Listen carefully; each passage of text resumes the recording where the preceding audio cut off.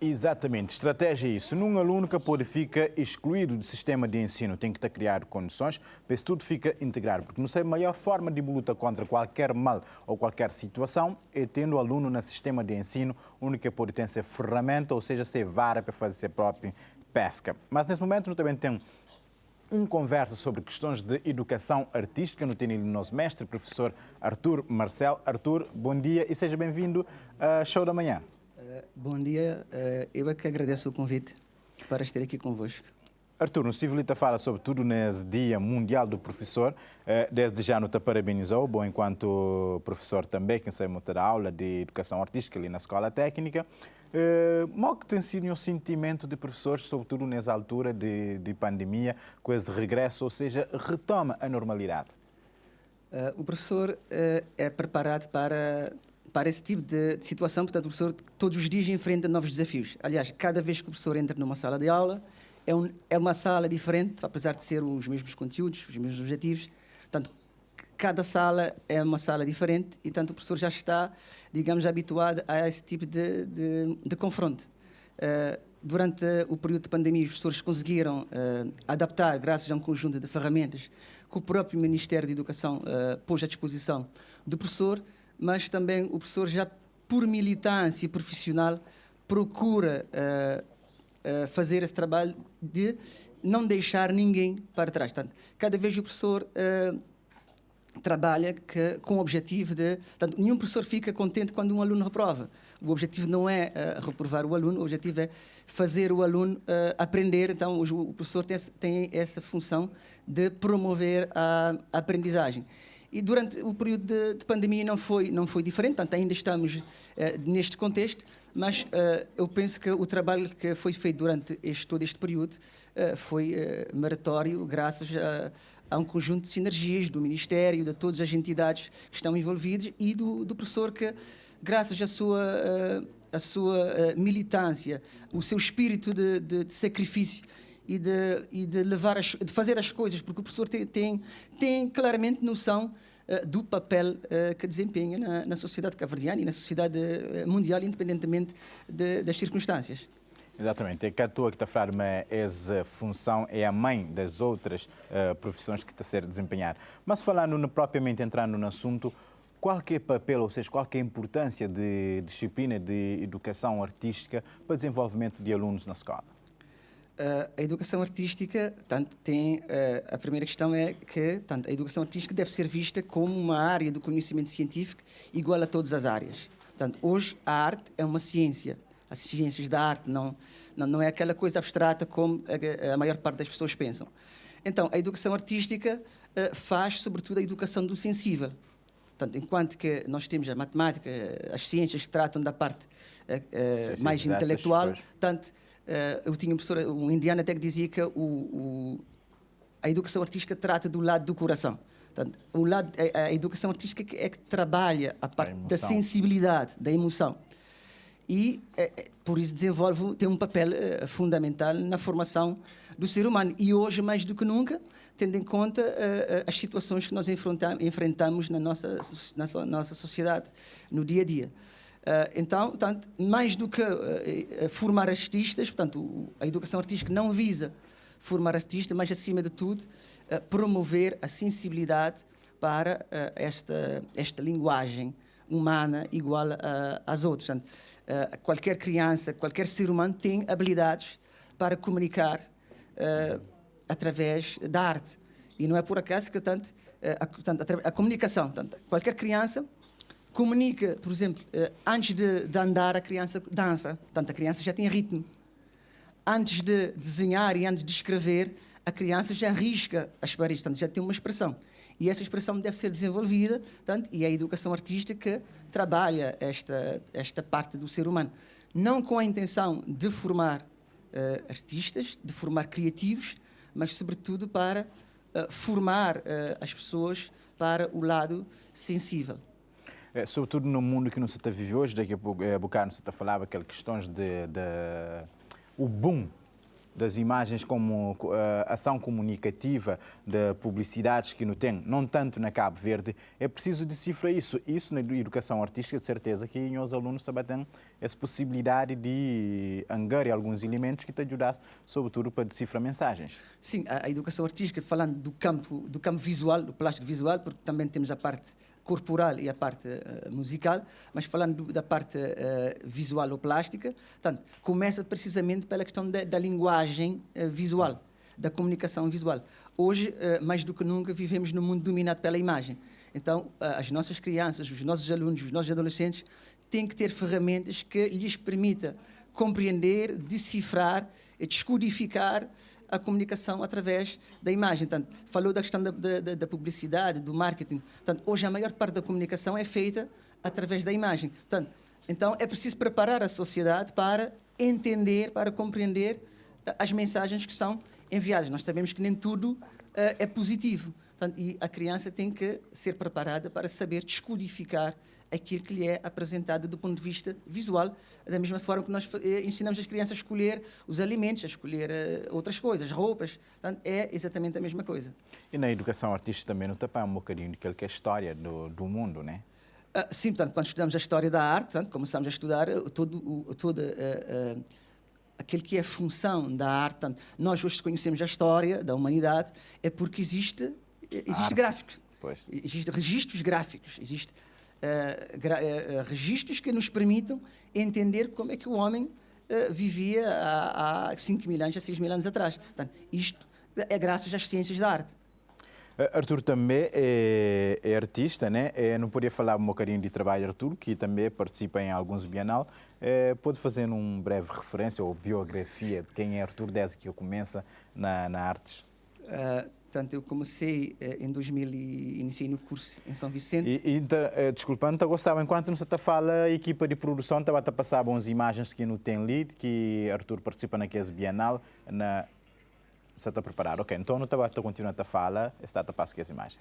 Estava a dizer que, portanto, eu comecei a estudar a arte em 2003, portanto, fiz o curso na MEA, Escola Internacional de Arte, no Mindelo, fiz 3 anos, fiz artes visuais, e depois fui fazer um mestrado em Educação Artística em Portugal. E, pronto, desde que entrei para a área, desenvolvo o trabalho como professor. Portanto, eu defino profissionalmente como professor e não como artista.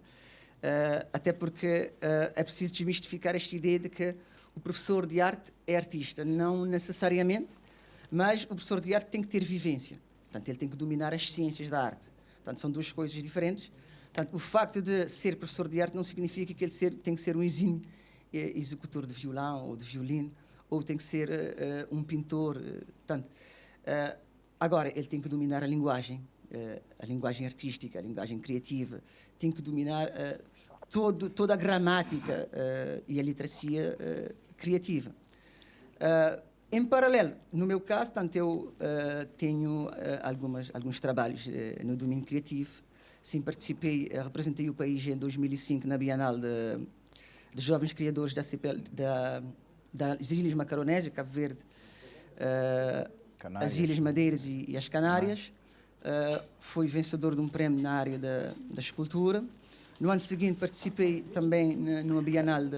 E aquele prémio que vence foi numa área de escultura? Sim, na área Era o que é propriamente... Portanto, fiz um trabalho denominado Monstro. Portanto, não tem aquele projeto? Pediu a equipa de produção para tentar pôr aquela imagem daquele prémio que foi vencido para a pessoa lá na casa poder acompanhar para não certificar se realmente não tem aquele prémio ali.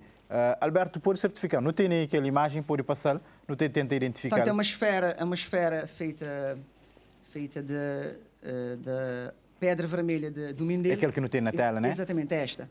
Portanto, é um globo e com apenas o mapa dos Estados Unidos e os outros países ou continentes atrofiados numa jaula. Portanto, nesta altura foi a altura que os Estados Unidos invadiu o Iraque. Quase como polícia do mundo, como quem quer dominar e quem manda. Então eu fiz este trabalho e acabei por ser contemplado com o primeiro prémio, uma coisa que não esperava. E graças já ao Leão Lopes, ao meu mestre mor, de tanta insistência e persistência, lá acabei por enviar o trabalho e, felizmente, pronto, foi positivo, foi muito bom. E como foi aquela experiência na 2005 com outros colegas artistas? Foi uma experiência bastante positiva, portanto, depois do resultado, tanto viajei para as Ilhas Canárias, tivemos uma residência, tivemos encontros com todos os colegas que tinham participado no concurso, porque não era apenas na área de escultura, eram várias áreas criativas, desde vídeo, conto, poesia. Então, estas experiências são bastante positivas. Ano seguinte, também participa na Amazon Bienal, que foi na Maputo, sim, em Maputo, portanto, na Bienal das Jovens Criadores da CPLP. E aquilo, como que foi essa experiência só com os jovens? Foi uma experiência diferente, foi positivo, sempre positiva. Essas experiências são sempre positivas porque conhecemos outros países, conhecemos outros jovens que também estão a trabalhar nesta área. Nessa altura, portanto, estávamos a dar os nossos primeiros passos. Convivemos com pessoas com artistas já conceituados. E, tanto, é sempre bom porque nos permite ampliar a nossa visão sobre o mundo e sobre a nossa área. Esse parte artístico ali na Cabo Verde, mora aqui Artur Marcelo Satojal? A arte em Cabo Verde tem crescido, portanto, tem uma dinâmica própria, está a fazer o seu caminho. Portanto, nós temos um trabalho. Temos os artistas que trabalham de forma individual e criam as suas próprias galerias. Portanto, não temos ainda uma galeria nacional. Portanto, é um projeto do atual governo que, em princípio, no próximo ano estará pronto. Portanto, já está construída, está em fase de acabamento, que é no Centro Nacional de Artesanato e Design, no Mindelo. Portanto, vamos ter uma galeria nacional. Portanto, eu penso que vai ser uma grande valia para a criação artística em todos os domínios. Em todos os domínios, tanto nós temos crescido, tanto nas artes plásticas, nós temos participado em vários encontros internacionais, temos várias exposições nacionais e internacionais. No domínio da dança temos também um trabalho, portanto, o Reis de Polon tem feito um trabalho extraordinário no campo da dança. O Mindelac, portanto, é um projeto que por si já tanto, dispensa a apresentação, portanto é um trabalho reconhecido internacionalmente. Portanto, eu penso que as artes, a semelhança de outras áreas do desenvolvimento do país, têm feito o seu caminho e têm contribuído para o desenvolvimento do país. E como que tem sido o envolvimento e engajamento da nova geração da juventude nesse sentido de compromisso com a arte? Olha, a nova geração tem duas fases em termos de comprometimento. Portanto, nós vivemos num mundo dominado pela tecnologia e cada vez temos tido alguma dificuldade, mas é natural, portanto, faz parte do processo de desenvolvimento, alguma dificuldade em fazer os miúdos descerem à terra, portanto, de procurar motivos e razões de temas da cabo-verdianidade para trabalhar, para desenvolver a sua criação. Mas isso é uma fase porque depois acabam por perceber que, tanto, enquanto cabo-verdianos, têm que virar para o território. E não só na música, como nas outras linguagens. Portanto, do meu ponto de vista, nós temos tido trabalhos bastante bons, de alto nível, não só no domínio da música, como das outras áreas, a pintura, a escultura, a fotografia, mesmo na dança. Não sei, também um bom professor ali na escola Cesaltina Ramos. Normalmente acho que alunos de também têm contato com artes plásticas e outras formas. É a partir do 11º ano, 5 a 100 euros. Não, começam a área começa desde do primeiro ciclo, mas especificamente, tanto, os alunos que vão para as artes gráficas têm uma carga horária ligada à área muito maior. Portanto, normalmente os alunos que vão para as artes gráficas, tanto na Escola Técnica do Mindelo E da praia são alunos que querem seguir as áreas do design, da arquitetura, das artes plásticas. E não tem bons trabalhos, convém realçar isso, porque interessar a seguir alguns alunos de Mindelo e de escola técnica com bons trabalhos nas áreas. Sim, nós temos, por acaso, neste domínio nós temos bons trabalhos. São sempre exercícios, tanto, do ponto de vista... na escola são vistos sempre como exercícios, mas nós temos um grupo de... Porque são alunos que fazem... Já sabem o que querem e fazem a opção de escolher, de estudar a área, porque têm em mente o curso superior que querem fazer. Então, muitos já dominam as técnicas do desenho. Essa é uma questão de aprimorar, porque às vezes já desenham, só que portanto, não conhecem os materiais, não conhecem as propriedades dos materiais. Portanto, o professor orienta os alunos para conhecer os grafites, conhecer o pastel, conhecer a gravura, a xilogravura, e a partir daí, portanto, eles são orientados para desenvolverem o seu trabalho. E como fizeste referência, portanto, efetivamente nós temos tido grandes trabalhos dos alunos nesta área. Portanto, não temos razões de queixa. É preciso, claro que é preciso estar em cima deles, estar a persistir, mas isso é a nossa função enquanto professores, enquanto orientadores, e quando conseguimos resultados, é sinal que estamos a fazer o trabalho bem feito. Acredita-me assim, porque em Armá também faz parte de grupos de alunos que estudam artes gráficas ali na escola técnica, então já há também alguma aptidão, mas o professor está sempre riba dele, porque se uma é nova geração, novas tecnologias, é uma briga constante sobre isso.